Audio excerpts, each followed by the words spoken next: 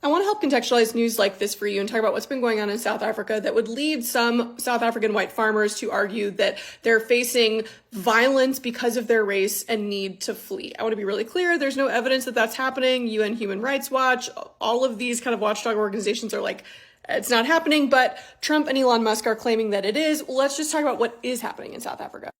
As you probably remember from your history class, South Africa was ruled by a white supremacist apartheid government for a century. Until the 1990s, they reached sort of a peaceful agreement to create a democracy where they legislated sort of equality for the races.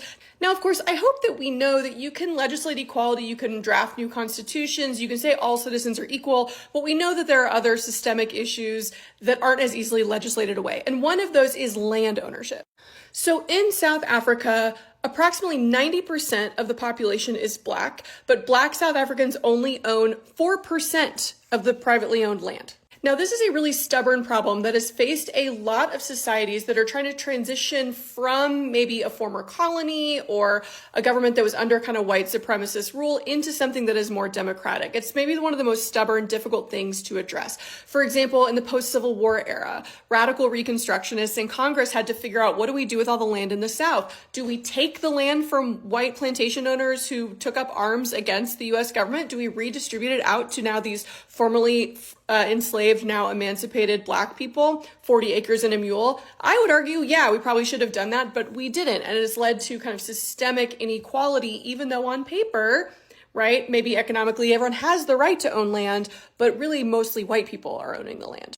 We see the same problem persisting across Latin America, for example. Throughout the Cold War, you'll have the election of a Democratic, very popular candidate. They're often leaning way more to the left, and they're maybe campaigning on the nationalization of resources that were maybe privately owned and sold off, often to American companies. Think like banana plantations, United Fruit Company, oil, that sort of thing. And also redistribution of land, taking land that's not being used by these foreign companies, whatever, and then giving it to landless peasants who need it.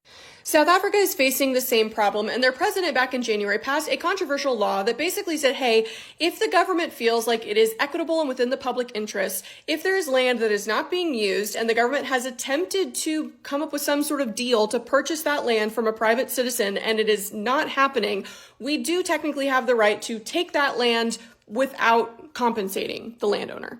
Has this happened? Has any land been expropriated by the government? No, not yet. But this is the basis of white South Africans claiming racial discrimination, because of course, if you own 96% of the land and then the government says, well, we can take land if we want, it's going to mostly be taken from white people because, they're the ones that own almost all of the land.